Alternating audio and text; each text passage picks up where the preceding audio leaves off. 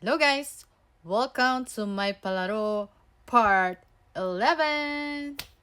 So, ganito naman ang ating palaro guys. Meron ako ditong, wait lang ha. Meron ako ditong ilalabas na baso. Tadadadadan.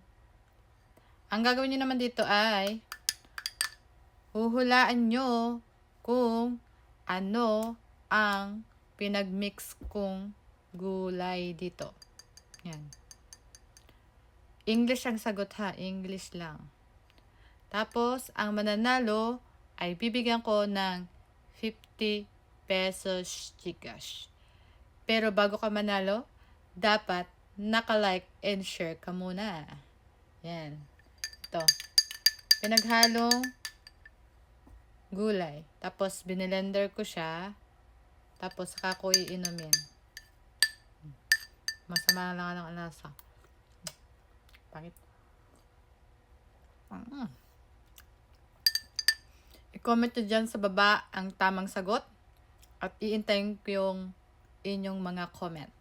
Let's go! Let's go! Let's go! Paunahan na lang!